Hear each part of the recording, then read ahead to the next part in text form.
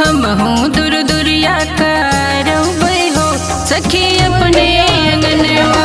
हम हूँ दूर दूरिया करबै हो सखी अपने अंगनवा। औसानी माई के बोलबै हो सखी